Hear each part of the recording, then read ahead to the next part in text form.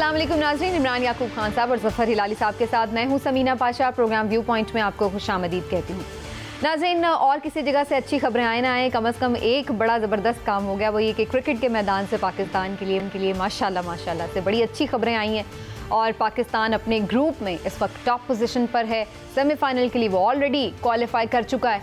तो अब जो सूरत हाल बनी है पॉइंट्स टेबल पर, उसके मुताबिक यही नज़र आ रहा है कि पाकिस्तान का जो मुकाबला है वो ऑस्ट्रेलिया से होगा सेमीफाइनल में, जो कि अपने पूल में नंबर 2 पोजीशन पर है।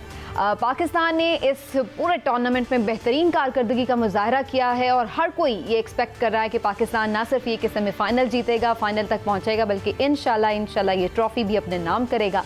लेकिन इसमें बहुत ज़्यादा इसी तरह कंसिस्टेंट परफॉर्मेंस की ज़रूरत है। जाहिर है कि अगले जो मुकाबले हैं, सेमीफाइनल हो या फाइनल हो, ये तो फिर डू एंड डाई वाली सिचुएशन होती है और इसके लिए कहीं पे भी पाकिस्तानी टीम को अपना फोकस जो है उसको बिल्कुल भी डी फोकस नहीं होने देना और कोशिश यही करनी है कि जो एक कंसिस्टेंट परफॉर्मेंस और एक पाकिस्तान की टीम जिस वक़ार के साथ खेल रही है उसको वो कंटिन्यू रखें। और हाँ, बाकी कौम की दुआएं यकीनी तौर पर पूरी पाकिस्तानी टीम के साथ हैं। Well played green shirts. लेकिन आगे सेमीफाइनल क्या हिकमत हमले होनी चाहिए, इसके हवाले से गुफ्तगू करना बड़ा ज़रूरी है। आज सबसे पहले इसी बारे में गुफ्तगू करेंगे और पहले मैं हिलाली साहब की तरफ जाऊँगी। हिलाली साहब, पाकिस्तान ने ज़बरदस्त through out the tournament perform किया है, मतलब दिल खुश हुआ हुआ है पूरी कौम का। और जिस दिन पाकिस्तान का मैच होता है उस दिन तो मुझे लगता है सारी कौम भूल जाती है कि कोई महंगाई का मसला है या कोई और मसला भी है, इतने हम लोग क्रिकेट की वजह से खुश होते हैं। तो आपको क्या नज़र आ रहा है, पाकिस्तान को सेमीफाइनल में खेलना तो है ऑस्ट्रेलिया के साथ, ऑस्ट्रेलिया की टीम अच्छी टीम है, क्या स्ट्रैटेजी होनी चाहिए, क्या चीज़ें हैं जिस पे पाकिस्तान को भी फोकस करने की ज़रूरत है? बिल्कुल सही कहा आपने, बड़ी खुशी होती है और बहुत कम चीज़ें हैं जिसमें हमें ज़्यादा खुशी होती है जो क्रिकेट में आजकल हो रहा है। ज़बरदस्त परफॉर्मेंस है। हमारा सक्सेस जो है, कामयाबी जो है, मैं कहता हूँ वो इसलिए है कि हमारा जो मोटो है ना, यूनिटी, फेथ और डिसिप्लिन। अब मैं फेथ का तो आपने देख लिया, पिच पे नमाज पढ़ा जा रहा था, बड़ी अच्छी बात है, इतना फेथ है इनमें। और यूनिटी और डिसिप्लिन जो है वो भी है, इसलिए कि आप थोड़ा देखें हमारी टीम को, वो निकलते हैं खेलने साथ साथ, वो वापस जाते हैं फील्ड में साथ साथ, और हर कैच जो होता है, जो हर एक गुड स्टॉप जो होता है, सब भाग के आके कंग्रेचुलेट करते हैं। ये बताता है कॉमरेडशिप, ये बताता है उनका जोश और वलवला, और उनके चेहरे से भी ये महसूस होता है। तो आई थिंक ज़बरदस्त। आपने पूछा ऑस्ट्रेलिया के बारे में, मैं कहूँगा कि ये जो ऑस्ट्रेलियन टीम है इसकी स्ट्रेंथ जो है उस बॉलिंग में है। मैं देख रहा था, पढ़ रहा था कि 5 स्पेशलिस्ट बॉलर्स हैं उनके पास। अब ये 5 स्पेशलिस्ट बॉलर्स हैं और बैटिंग भी बुरा नहीं है, वो इन गुड है, it's got a long tail जैसे कहते हैं। अब ये क्या स्ट्रैटेजी होना चाहिए, बस एक ही चीज़ है कि अगर जल्दी से हम विकेट्स कुछ ले सकें तो फिर इनकी बुरी हाल होगी। इसलिए कि अर्ली विकेट्स और वो बैटिंग को बड़ा उनका असर होता है मोराल पे, और ये तो ये मेरे ख्याल में स्ट्रैटेजी होनी चाहिए। और 2-3 चीज़ें मैं जल्दी से आपको बता दूं। नंबर 1, मुझे बड़ा अच्छा लगा कि देखिए जब ये ड्रिंक्स लाते हैं ना, पानी वानी जो पीते हैं, ब्रेक्स होते हैं, अमूमन ये होता है पाकिस्तान की टीम्स में कि उधर इंस्ट्रक्शंस जाते हैं। वो जो ले जाता है ड्रिंक्स वाला, वो कहता है कोच कह रहा है ये करो, कोच कह रहा है वो करो, कोच हो रही होती है। जो कैप्टन है, हाँ, वो थोड़ा सा हिल जाता है बेचारा। मैं ये देख रहा हूं कि इधर इतनी अच्छी स्ट्रैटेजी है समीना, कि हफीज है और शोएब है, और ये दे हैव 3 कैप्टन्स, तो बड़ा अच्छा उसको एडवाइस मिलता है बाबर को इन दोनों से, और कोई कोचिंग नहीं हो रहा है, वो कुछ वकार तरी चीजें नहीं हो रही। अच्छा। तो that's a very good sign. Very right. अच्छा, आपने 2-3 बड़ी इंपॉर्टेंट बातें की हैं जो मेरे आगे क्वेश्चंस भी थे और इनको हम जरा डिटेल में भी डिस्कस करते हैं, लेकिन मैं पहले एक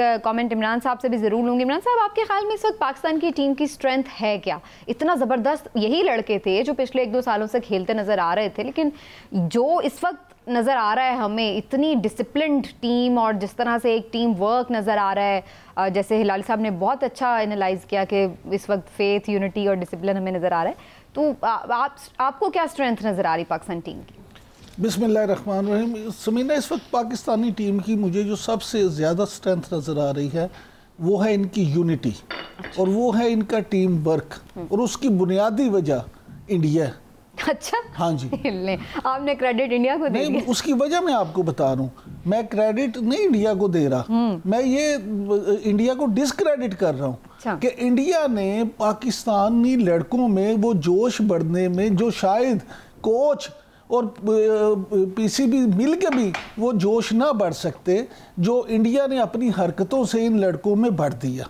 ना इंडिया स्ट्रेटजी अपनी करता, ना बिग 3 मुल्कों के साथ मिल के पाकिस्तान में क्रिकेट को तबाह करने की कोशिश करता, ना न्यूजीलैंड का दौरा जो है उसके लिए ऐसे हालात पैदा किए जाते कि न्यूजीलैंड का दौरा यहाँ से ख़त्म होता, ना इंग्लैंड अपना दौरा मंसूख करता। तो इंडिया ने अपनी तरफ से जो साजिशें की, उसने तो ये सोचा कि इन साजिशों के जरिए से वो पाकिस्तान में क्रिकेट को नुकसान पहुंचाएगा, लेकिन पाकिस्तानी कौम जो वो उसमें क्रिकेट का जुनून है, इन्हें बुखार चढ़ जाता है क्रिकेट का। तो उसी तरह से जो लड़के हैं टीम में, उन्होंने इसको पॉजिटिव ले लिया। उन्होंने कहा अच्छा इंडिया ने ये किया, और देखिए अल्लाह ताला का निज़ाम देखें, आप किसी के लिए गड़ा खोदते हैं तो खुद उसमें गिरते हैं। आज इंडिया आउट हो गया वैसे ही, अब पाकिस्तान सेमीफाइनल में ऑस्ट्रेलिया के साथ खेलेगा, न्यूजीलैंड इंग्लैंड के साथ खेलेगा, और इंशाल्लाह ताला पाकिस्तान ऑस्ट्रेलिया को हरा के जब फाइनल में पहुंचेगा तो उसका मुकाबला इंग्लैंड से होगा, और फिर हम इंशाल्लाह इंग्लैंड की टीम से भी बदला लेंगे। वो एक बदला जो रह गया वो इंशाल्लाह चलें जी। और ये टीम वर्क जो है ये आपको स्ट्रेंथ नजर आ रही है। ठीक है, इस वक्त आलिया रशीद साहिबा हमारे साथ मौजूद हैं, तो उनसे भी ज़रा मैं उनकी एक्सपर्ट ओपिनियन लूँगी कि क्या वो समझ रही हैं पाकिस्तान की परफॉर्मेंस के हवाले से और आगे की स्ट्रेटजी के लिए। बहुत शुक्रिया आपका आलिया, आपने हमें ज्वाइन किया आज शो पर। सबसे पहले तो ये फरमाइएगा कि क्या आपको नज़र आ रहा है ऑस्ट्रेलिया के साथ अब हमारा इंशाल्लाह मैच होने जा रहा है, तो स्ट्रेटजी अभी तक बड़े एग्रेसिव और बड़े ही कैलकुलेटेड नज़र आए हैं पाकिस्तानी प्लेयर्स, क्या स्ट्रेटजी होनी चाहिए अगेंस्ट ऑस्ट्रेलिया? जी बहुत शुक्रिया। पाकिस्तान टीम की बात है, उनकी स्ट्रेटजी क्या होगी? उनकी यही स्ट्रेटजी होगी जिससे वो चल रहे हैं। जैसे कि आपको पता है कि बाबर और रिजवान जो हैं वो इब्तदाई तौर पे खेलते हैं, पावर प्ले में हम उतने मैक्सिमम रन नहीं बना पा रहे, मगर उसके बावजूद लेटर ऑन हम उसको कवर कर लेते हैं। तो यहाँ पे इस चीज़ को ज़रूर देखना होगा कि रिजवान जैसे आज आउट हुए, जिस तरह बाबर और रिजवान में से अगर कोई एक जल्दी आउट हो जाता है तो हमारी टीम पे थोड़ा सा प्रेशर आता है, रन जो है वो थोड़े रुक जाते हैं। और लेकिन आज ये अच्छा हुआ, फ़खर अगरचे प्रेशर में थे और जल्दी आउट हो गए, लेकिन उसके बाद हफीज जिस तरह खेले और उसके बाद 18 बॉल्स पे जिस तरह 50 करके एक रिकॉर्ड बनाया T20 में शोएब मलिक ने, तो वो बहुत ही शानदार शो था मेरा ख्याल है।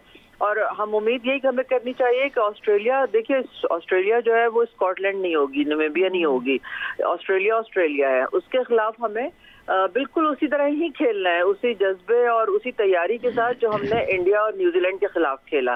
तो इंशाल्लाह पाकिस्तान कामयाब होगा और हम एक बहुत अच्छे गेम की उम्मीद करते हैं। अच्छा आलिया, ये बताइएगा कि जिस तरह ऐसा महसूस होता है कि पाकिस्तान ने नामीबिया और स्कॉटलैंड के खिलाफ जानबूझ के इसलिए टॉस जीत के पहले खेलने का फैसला किया कि ये प्रैक्टिस करना चाहते थे कि अगले 2 मैचों में अगर इनको पहले बारी आ जाए तो ये किस तरह से वो करेंगे। तो आप क्या समझती हैं, इससे टीम को कितना फ़ायदा होगा? जी देखें, ये आइडियल चांस था ना कि सेमीफाइनल से पहले अगर आप स्कॉटलैंड के खिलाफ एक प्रैक्टिस मैच के तौर पे आप इसको अगर देखें तो बिल्कुल सही फैसला किया, क्योंकि टॉस तो किसी के हाथ में नहीं है। लकी रहे बाबर कि अभी तक उनके पांचों मैचेस में उन्होंने टॉस जीते हैं। एक मैच में मेरा ख्याल है उन्होंने शायद लूज किया है, लेकिन उसमें एक मैच में लूज किया शायद। ओके, तो इस लिहाज से ये बहुत जरूरी है कि अगर आपका प्लान ए कामयाब नहीं होता तो प्लान बी पे भी आपका पूरा होमवर्क होना चाहिए, ये बहुत इम्पोर्टेंट है। और हम बहुत सारे हमारे क्रिकेट के जो एक्सपर्ट्स हैं वो बात ये कर रहे हैं कि क्या किसी नौजवान प्लेयर्स को और ये चांस देना चाहिए था या नहीं देना चाहिए था। मेरा ख्याल है इस वक्त मैनेजमेंट जो कर रही है वो बिल्कुल ठीक कर रही है, इसलिए कि अगर अभी आप बीच में प्लेयर्स को डालेंगे और एक माइंडसेट थोड़ा सा चेंज होना शुरू हो जाएगा।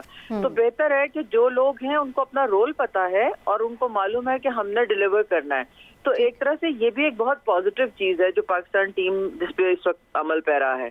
ठीक, आलिया आप साथ रहिएगा। हिलाली साहब भी कुछ बात करना चाह रहे हैं। हिलाली साहब, आप कोई क्वेश्चन करना चाह रहे हैं? कमेंट आपके पास आ गए। मैं आपको बताता हूं, मैं फिक्र करता हूं 2-3 चीजें, एरियाज ऑफ कंसर्न। एक चीज ये है कि बाबर आजम को आप देखें, ये 50 के बाद लगता है ऐसा है कि उसको कि प्यास लगती है या चाय पीना चाहता है, वापस जाता है, माने ही टिकता नहीं है उसके बाद। मैं एक देखिए, एक जब अफगानिस्तान के खिलाफ ये खेल रहा था, आपने देखा जिस किस्म का स्ट्रोक किसने किया, राशिद के आखिरी बॉल पे, और अपना विकेट उसको दिया। माने Rashid the best spin bowler वो कहते हैं दुनिया में, एक बॉल रह गया है, वो बॉल कर रहा है उसको, और तुम्हें पता है कि उसके बाद ही इज ऑफ, और उसके बाद सब पदीचर ऐसे, उनके कोई खास बॉलर्स नहीं है, और आप जाके इस किस्म के झाड़ू देते हैं पिच को आपके बैट के साथ और आप आउट हो जाते हैं। क्यों आपने ये किया? Very bad. इसका देखिए, दिस शोज के he must take a better grip on himself. दूसरी बात ये है उसकी फील्ड प्लेसिंग, 15 रन उसने दिलाए, न्यूजीलैंड को मिले 4 गेंद में। क्यों? मिड विकेट नहीं, स्क्वायर लेग नहीं, एक्स्ट्रा कवर नहीं है। मैं कभी देखा नहीं हूं कि एक गेम में 2020 जो भी टीम हो, मिड विकेट ना हो, स्क्वायर लेग ना हो और एक्स्ट्रा कवर ना हो ही नहीं सकता। ये तो चौके और छक्कों का गेंद है ये, तो कैसे आप खुला सकते? और ठीक है आलिया, आप बाबर आजम 2 मैच, ठीक, इसमें ये चीजें देखने वाली है। जबरदस्त आपने बात की, मैं आलिया को भी इस पे जरूर शामिल करूंगी कि उनका इस पे क्या ओपिनियन है। आलिया, वैसे बाबर आजम की जो ओवरऑल कैप्टनसी है उसको तो सब एडमायर कर रहे हैं, और ये भी सब एडमायर कर रहे हैं कि उन्होंने जो फैसले किए हैं बाजू का अनयूजुअल किए हैं, लेकिन वो अच्छे उनके लिए साबित हुए हैं। तो आप जो हिलाली साहब के कंसर्न है उनको भी अगर कुछ कहना चाहें, और फिर ओवरऑल जो उनकी कैप्टनसी है उस पर भी कुछ कमेंट करें।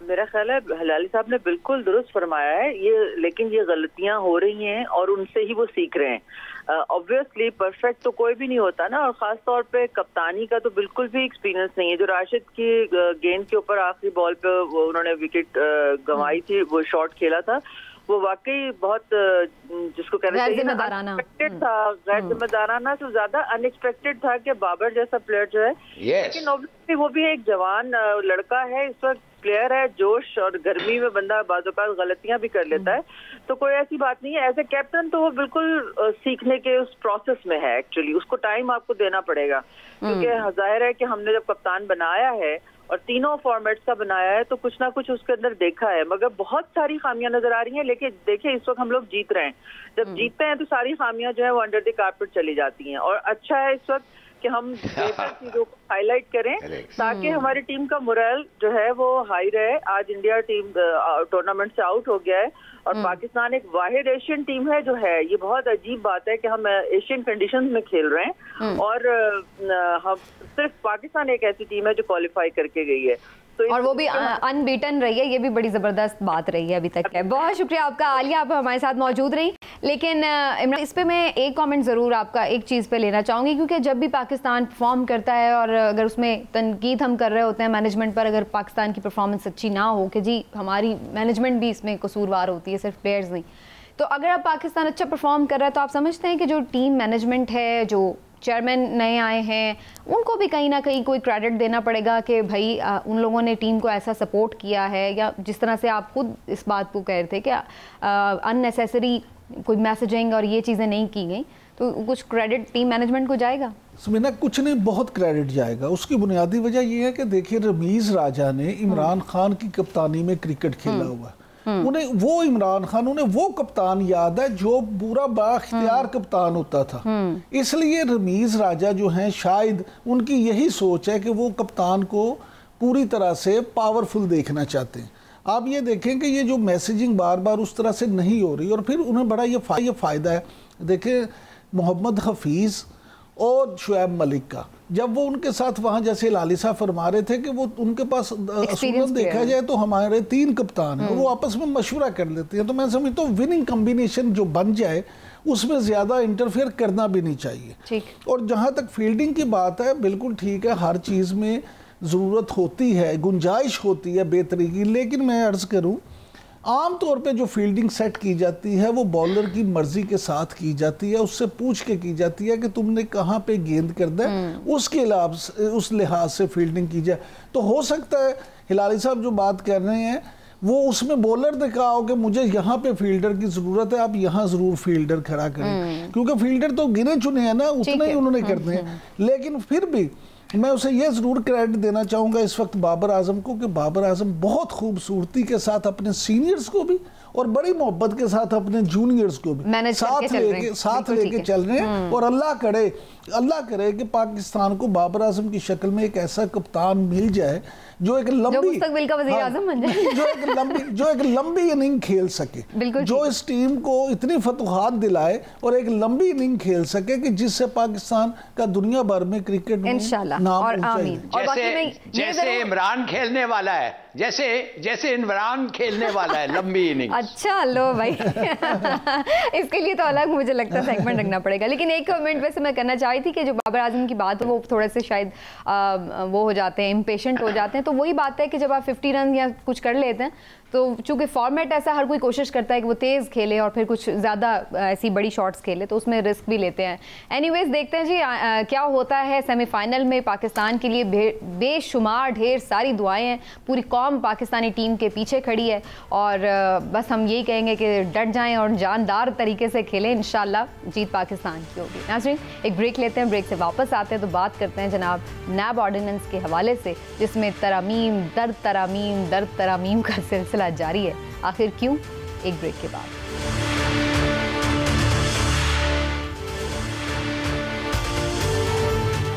अभी एक माह भी नहीं हुआ है नैब ऑर्डिनेंस जारी हुए कि एक और नैब ऑर्डिनेंस जारी कर दिया गया है और अब देखा जाए तो ऐसा लग रहा है कि कोई ट्रायल एंड एरर सिस्टम चल रहा है कि नहीं हमें तो ये तरामीम नहीं करनी थी, अब वापस इनको इरेज किया जाए और फिर से कोई नई तरामीम, अरे ये भी नहीं करनी थी हमें तो ये, इस तरह का मामला लग रहा है। यानी वो तरामीम जो आपने पिछले ऑर्डिनेंस में की हैं इस ऑर्डिनेंस में आपने उनको हटाकर किसी को वापस बहाल कर दिया, किसी को कुछ कर दिया।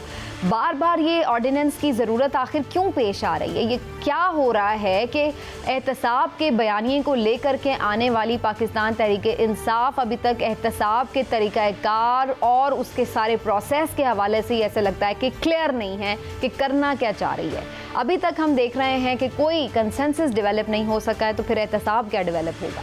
तो बहरहाल ये सारी सूरत हाल है। अभी जो नई तरामीम आई हैं उसमें फिर से जो बहुत सारे केसेस जो पहले के ले लिए गए थे नैब से, अब दोबारा उसी के दायरा इख्तियार में आ गए हैं। जो चेयरमैन नैब की जो मुद्दत है उसके हवाले से तो खैर उसको रिटेन किया गया, 4 साल ही रखा गया है, लेकिन अब सदर पाकिस्तान चेयरमैन नैब को हटाने के मजाज होंगे।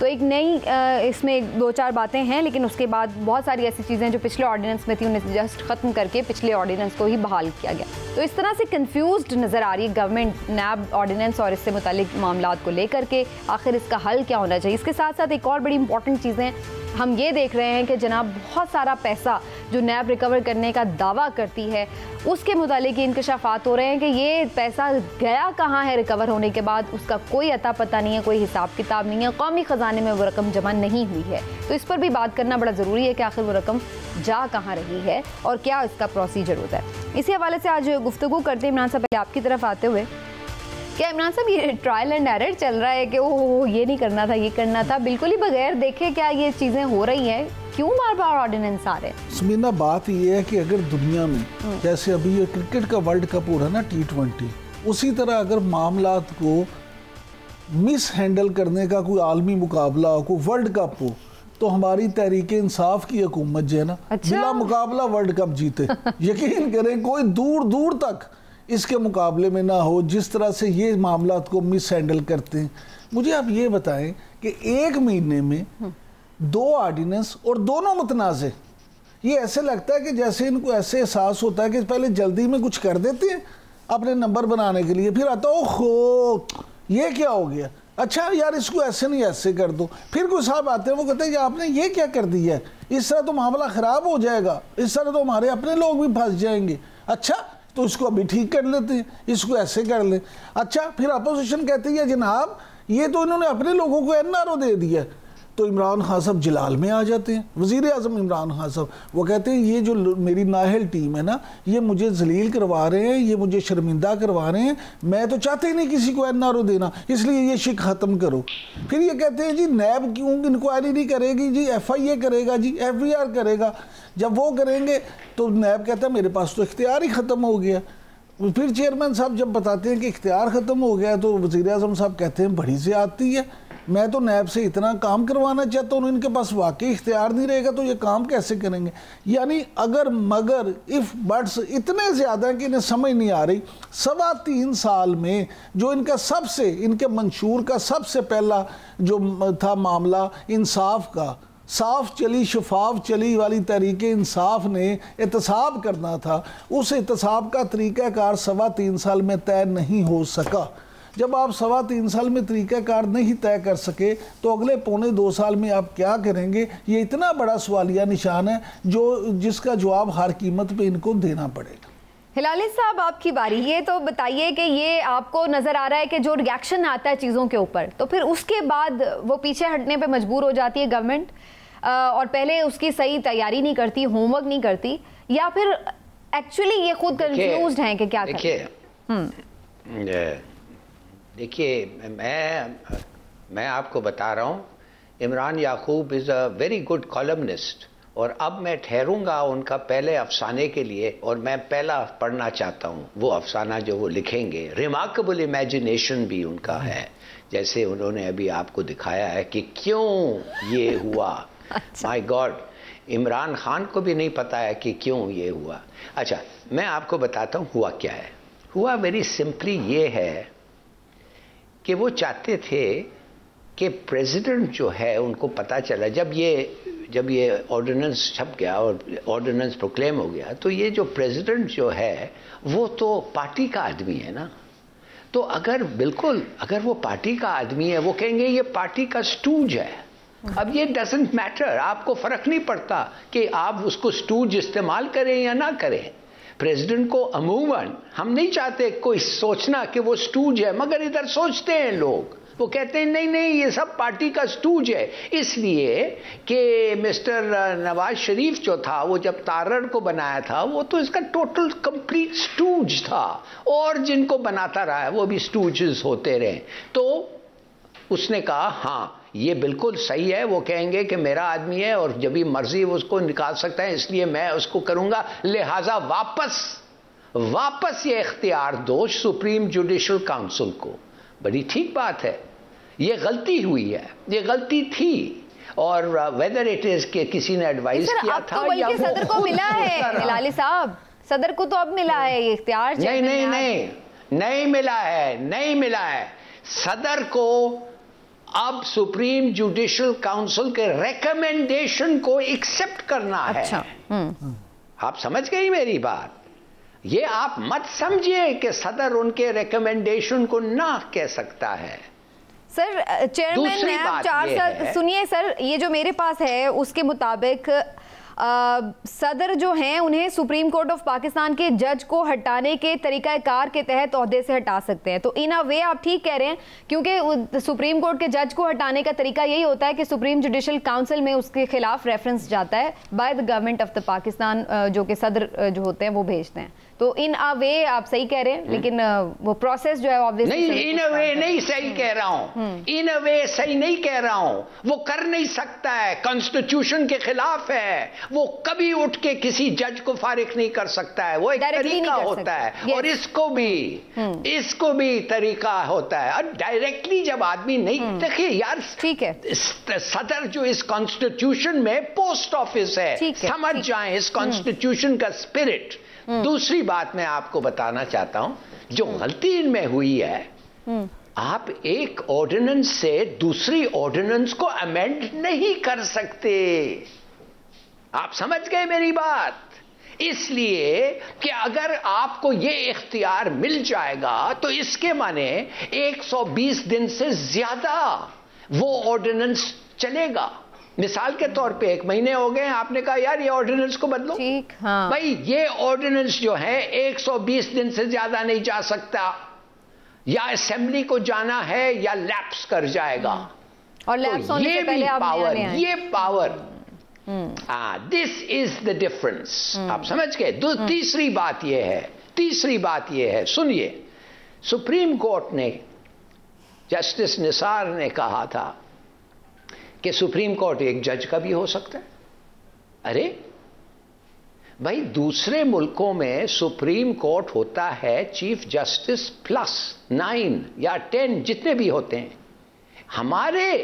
हमारे लेजिस्लेशन में ये सुप्रीम कोर्ट ने इंटरप्रेट किया है लॉ को कि नहीं, सुप्रीम कोर्ट जो होता है, एक जज भी जो होता है, वो उसका उतना ही इंपैक्ट होता है जितना सुप्रीम कोर्ट सब बैठा हुआ हो। इसलिए मैं ये सवाल पूछ रहा हूं कि गवर्नमेंट जो है, what is government? Government is not the prime minister. Government है prime minister and the cabinet. आप समझ गए? मैंने समझ गए। तो मैं फिर आपको कह रहा हूं, ये भी एक बात है जो सुप्रीम कोर्ट को सोचना चाहिए। ये कॉन्ट्रडिक्शन है लॉ में। तो ये और an ordinance amending another ordinance, ये दो चीजें हैं जो इस वक्त कोर्ट में एक आदमी तो चले गया है कोर्ट में, नहीं, एक आदमी चले गया है कोर्ट में, already appealed against the second ordinance. तो ये है इनकी पेचीदा मसला है। तो फिर ये तो हिलाली साहब, आपने इतना टाइम लगा के ये जो कहानी बयान की है, इसका नतीजा क्या है कि जो ये कर रहे हैं, ये बड़ा ठीक किया इन्होंने। इस अमेंडमेंट के बाद दूसरी अमेंडमेंट, 1 महीने में 2 अमेंडमेंट है, अमलन तो खाया पिया कुछ नहीं, गिलास थोड़ा बड़ा आने। हाँ, एक लिहाज से आप कह सकते हैं कि ये एक जो पहला जो चीज है वो चेंज ऑफ माइंड हुआ है। आपने बिल्कुल सही, इसलिए चेंज ऑफ माइंड हुआ है कि परसेप्शन मुल्क को ऐसा लग रहा था कि यार ये अलवी को ले आया, अलवी तो इनका स्टूज है, लिहाजा जिसको भी अपॉइंट करें, जिसको भी निकालें, जब मर्जी ये हो रहा है। तो उन्होंने कहा नहीं, ये नहीं होना चाहिए। अच्छा हिलाली साहब, मुझे तो लगता है कि परसेप्शन की बात नहीं है, ये वही बात है कि यू टर्न तो अच्छे होते हैं। असल तो बात ये है कि हर चीज में, आप कह दें, हर चीज में एक वतीरा बन गया हुकूमत का। देखिए, आप खुद बहुत सीनियर लेवल पे रहे हैं, आपने खुद आपकी बड़ी सर्विसेज हैं। ये तो इस तरह से मजाक बन जाता है। हुकूमती सतह पे जो फैसले होते हैं वो आपसे बेहतर कोई नहीं जानता कि प्राइम मिनिस्टर हाउस में या कैबिनेट में फैसले किस तरह से होते हैं, कितनी सोच विचार के बाद होते हैं, और बड़ी एक्सपर्ट ओपिनियंस के साथ ही, खास तौर पे लॉज की बात होती है। मेरा पॉइंट ऑफ व्यू ये है कि जब देखें कि इनके पास फिरोग नसीम साहब जैसे काबल और ज़हीन फ़तीन इंसान मौजूद हैं, जब इनके पास फवाद चौधरी साहब जैसे माहिर कानून मौजूद हैं, जब इनके साथ बाबर अवान साहब जैसे इतने काबिल तरीन आईनी एक्सपर्ट मौजूद हैं, जब इनके पास एक्सपर्ट्स की इतनी एक बड़ी टीम है जो कानूनी मामलात को समझती है, तो फिर वो इन्हें क्यों इस तरह के फैसले करवाते हैं जिसमें बाद में देखें सुबकी तो इमरान खान साहब की होती है ना। सुबह किसी ने यहाँ प्रोग्राम में बैठ के हम ये तो नहीं कहते, कंटिन्यूअसली हम देख रहे हैं, एक फैसले की बात नहीं है। हम ये तो नहीं कहते कि ये फवाद चौधरी ने गलत फैसला किया, ये बाबर अवान ने गलत फैसला करवाया, उंगलियां तो प्राइम मिनिस्टर साहब पे उठती हैं। तो क्यों प्राइम मिनिस्टर साहब, देखें हिलाली साहब, अपनी टीम की नाअहलियों की वजह से, अपनी टीम की नालायकियों की वजह से अगर उन पे ये उंगलियां उठती हैं, तो आप नहीं समझते कि उन्हें इस तरह का कोई कदम उठाना चाहिए कि जिससे ये मामला आगे अपनी टीम को ये काउंटेबल करें। हाँ जी। लेकिन इसमें एक और चीज भी इंपॉर्टेंट है ना इमरान साहब, जिस तरह हिलाल साहब से भी मैं पूछ रही थी कि फिर बेसिकली तो फिर ऐसा लग रहा है ना कि जो रिएक्शन आया उसकी वजह से इसको जो है उन्होंने चेंज करने का, अगर वो सबके लिए एक्सेप्टेबल होती चीज तो फिर कोई 100% रिएक्शन की वजह से, ये तो हिलाली साहब भी कह रहे हैं कि बिल्कुल ऐसे ही हुआ है कि रिएक्शन से, देखें मैंने भी शुरू में यही कहा आपसे कि जब उनको ये रिएक्शन आता है कि जी आप ये कर दें तो ये कर देते हैं, जब वो तो खो ये क्या कर दिया, इससे तो ये हो जाएगा, तो कहते अच्छा। मैं वही कह रही हूँ ना कि अगर रिएक्शन की वजह से कर रहे हैं, दैट मींस कि आपका अपना तो विजन कहीं नहीं है। वरना इमरान खान साहब को जिस तरह से हम जानते हैं कि अगर वो किसी चीज पे क्लियर हो कि उन्होंने ये करना है, तो रिएक्शन कुछ भी आए फिर वो उस चीज़ की परवाह भी नहीं करते हैं। लेकिन इस केस में हमें लग रहा है ऐसे कि जैसे उन्हें खुद नहीं पता है या कंफ्यूजन है एक, या पता नहीं, अब जैसे आप बात करेंगे टीम की तरफ से कोई ऐसी मिसअंडरस्टैंडिंग है या ठीक तरह से कुछ कन्वे नहीं हो रहा। एनीवेज, लेकिन इसमें एक और इम्पॉर्टेंट बात जिसका मैंने जिक्र किया इमरान साहब, वो ये कि नैब तो बहुत ज़्यादा समझती है, चेयरमैन नैब को हमने कई दफ़ा सुना है कि जी हमने इतनी रिकवरीज कर ली हैं, रिकॉर्ड रिकवरीज करनी है। लेकिन अब ये खबरें कंटिन्यूसली आ रही हैं कि जनाब इन रिकवरीज का कोई हिसाब किताब नहीं है और कुछ पता नहीं जा रहा कि ये रकम जो है वो कहाँ जा रही है। कौमी ख़जाने में तो कम अज़ कम वो जमा नहीं हो रही है, बल्कि इस रकम का जो है वो कुछ तफसीलात भी शेयर हुई हैं, अभी मेरे से कुछ मिसिंग। देखिए समीना, मैं आपसे अर्ज करूं, कायमा कमेटी में जो रिपोर्ट हुई है, जो सामने आई है कि जी इन्होंने जो दावे किए हैं कि हमने इतने 100 अरब रुपए रिकवर कर लिए हैं, उसमें से जो सरकारी खजाने में जमा हुए हैं वो तो कुछ अरब रुपए हैं। अब मुझे आप ये बताएं कि बाकी कहाँ पे गए सारे। तो अब वजारत खजाना जो है वो रिपोर्ट कायमा कमेटी में क्या कह रहे हैं, वो कमेटी में ये कह रहे हैं जी हम तो नहीं पूछ सकते नैब से, क्योंकि अगर हम पूछेंगे तो नैब तो हमारे पीछे पड़ जाएगा, फिर तो हमें अपने लेने के देने पड़ जाएंगे।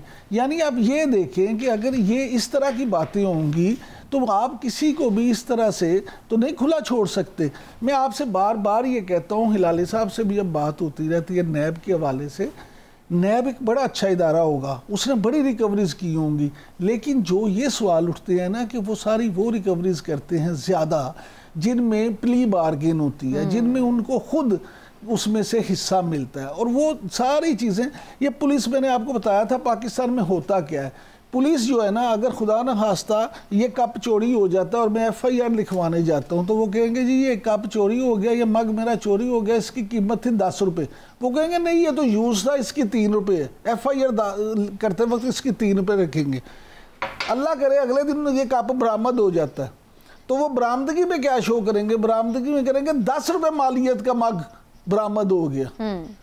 अच्छा, अब हालांकि बात तो ठीक है कि ये यूज्ड है, इसकी कीमत 10 रुपए तो अब नहीं रही, हो सकता है 5 रुपए रही हो, 7 रुपए रही हो। ये जो इस तरह की कानूनी पेचीदगी है, ये इसमें डाल के अवाम को ना बेवकूफ़ बनाने की कोशिश करते थे कार्रवाई डालने के लिए, अपनी कारकर्दगी को बढ़ा चढ़ा के पेश करने के लिए।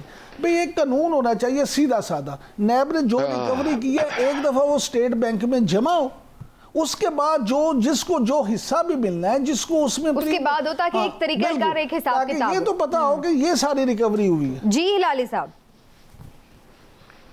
यार क्यों हम लोग, why are we making such a song and dance? भाई उन्होंने अनाउंस है कि हमने इतना रिकवर किया है और आपको पता चला है कि उतना डिपॉजिट नहीं हुआ है, तो बड़ी ठीक बात है, आप उनको एक फ़ोन करें। ये एक्चुअली इन गवर्नमेंट ऐसे होने चाहिए, एक फ़ोन कॉल जाएगा, तुमने स्टेटमेंट ये दिया था, डिपॉजिट इतना दिया था, एक जल्दी से हमें बताओ ये क्यों डिस्पैरिटी है, पहले उसका जवाब तो देखें। उसके बाद अगर आप सैटिस्फाइड नहीं है, आप ऑडिटर जनरल को कह दें भाई इतना लिया था, ये कह रहा है इतना डिपॉजिट किया है, बहाने बना रहा है, इंक्वायर करो, बात खत्म हो गई यार। किस बीच में, आई मीन एक दफे जब अनाउंसमेंट आ जाती है कि आपके पास इतने पैसे हैं, तो फिर अगर आप उसको नहीं डिपॉजिट करते हैं तो वो आपका प्रॉब्लम है ना, एक्सप्लेन करने लोगों को कि वो पैसे किधर गए, वो कर देंगे। अगर आप नहीं करेंगे तो आप जेल चले जाएंगे, अगर आप नहीं करेंगे आपकी नौकरी तो जाएगी, आपको लगता है कि इसको इंक्वायर करना है, फ्रॉडस्टर होंगे। लेकिन ये बताएं ना हिलाली साहब, ठीक हो गया, लेकिन हिलाली साहब ये तो बताएं कि अभी ये जो नया ऑर्डिनेंस आया है, ये आपके ख्याल से, एक तो आपने कहा कि इसको कोई चैलेंज कर देगा, लेकिन दूसरा ये है कि जाहिर है हुकूमत तो कोशिश करेगी कि इसको पास करवा के बिल को और कानून बनवा ले, तो क्या ऑपोजिशन इसको सपोर्ट करेगी इन कौमी असम्बली एंड सेनेट?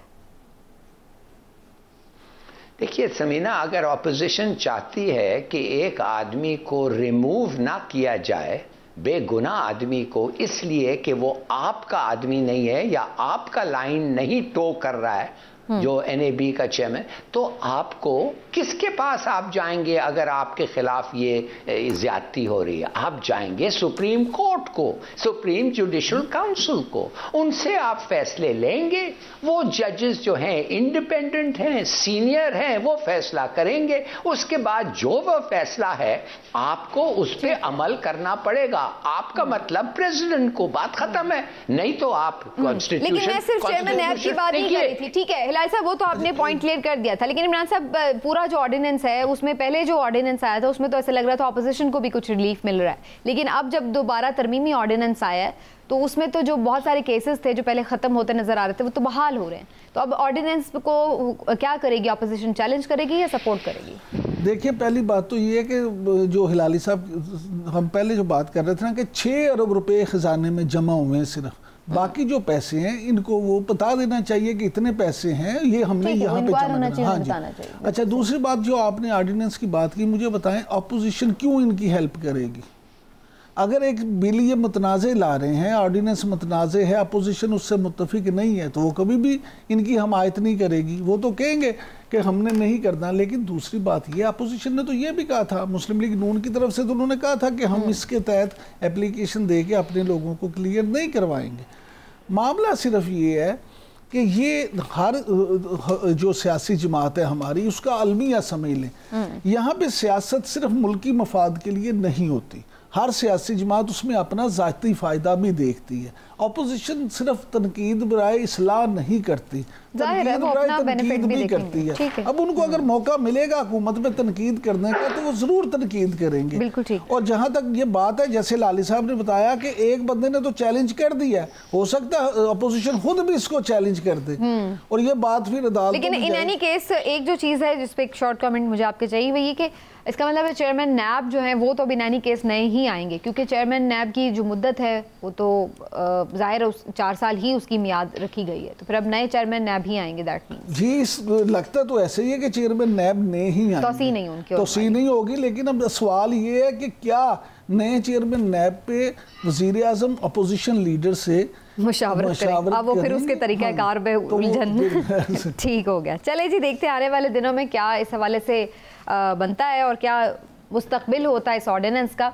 जो अभी तक जो है वो यही नज़र आ रहा है कि फ़िलहाल जो ऑर्डिनेंस है वो मुतनाज़ नज़र आ रहा है, और अपोजिशन भी चाहे किसी भी तरह का वैसे लेके आए ऑर्डिनेंस, उसको ज़ाहिर है कि कंडेम ही करती है। एक और चीज़ वो ये आपको बता दें कि जो हम अभी बात कर रहे थे कि पैसे जो रिकवर हुए हैं वो आखिर कहाँ हैं, क्यों नहीं, उसके बारे में कुछ स्टेटमेंट आ रही, और कुछ तो ये भी बता रहे हैं कि 28 अरब रुपए की जो सरकारी रकम थी एक बिजनेस टाइकून से जो बरामद हुई थी, वो भी उसको भी कौमी ख़जाने में जमा नहीं कराया गया। लेकिन बहरहाल जितनी भी रकम की बात हो रही है उसके हवाले से नैब का ये कहना है ऑफिशियली कि जनाब हम ये जो स्टैंडिंग कमेटीज़ हैं उसी में जवाब देंगे कि ये सारी रकम कहाँ है और उसका पता किस तरह से उसको एडजस्ट किया गया है या सेटल किया गया है। तो लेट्स सी कि उसकी कोई कार्रवाई जो है वो आवाम के सामने भी रखी जाए ताकि ये जो अनआंसर्ड हैं उनका जवाब मिल सके। एक ब्रेक लेते हैं नाज़रीन, ब्रेक से वापस आते हैं तो एक और अहम इशू पर बात करेंगे जिस पर आमतौर पर बात नहीं होती है, लेकिन अगेन वो एक बहुत इंपॉर्टेंट मसला है और वो है बढ़ती हुई आबादी का। इस पर बात होगी एक ब्रेक के बाद।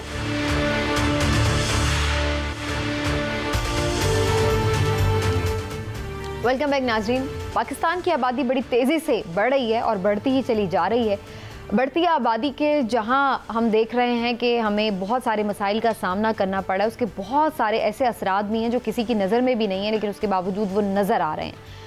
सूरत हाल अब ऐसी हो चुकी है कि इसको कंट्रोल करने के लिए कोई हमें गवर्नमेंट की पॉलिसी भी नज़र नहीं आती है उस तरह से, ना कोई अवेयरनेस कैंपेन नज़र आती है जैसे पहले कुछ अर्सा पहले तक हम कभी सुन लेते थे, देख लेते थे, और ना ही इस हवाले से कोई प्लानिंग हमें नज़र आ रही है कि अगर ये आबादी इसी रफ्तार से इसी शरह से बढ़ती रही तो फिर आखिर इतने लोगों को मैनेज कैसे किया जाएगा।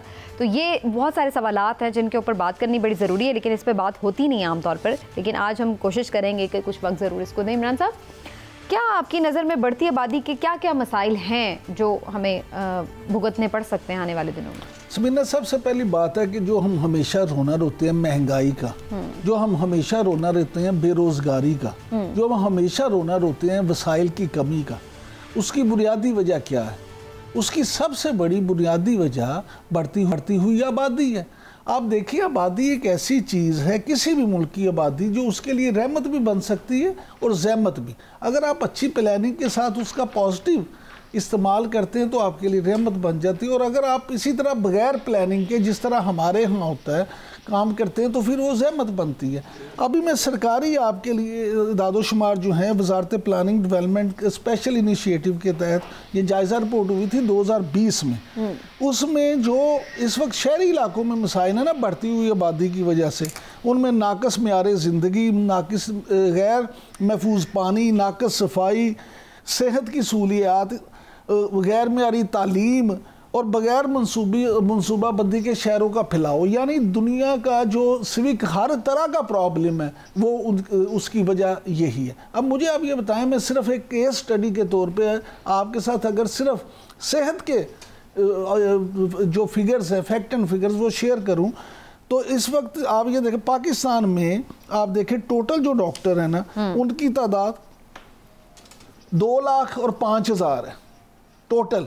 अब आप अगर इसको 22 करोड़ की आबादी से करें ज़रब तकसीम, तो आपको हैरत होगी कि 1000 पाकिस्तानियों के लिए 1000 पाकिस्तानियों के लिए एक डॉक्टर भी नहीं है। 0.96 यानी एक डॉक्टर से भी कम डॉक्टर अवेलेबल है। अच्छा, अब नर्सों पे आ जाते हैं।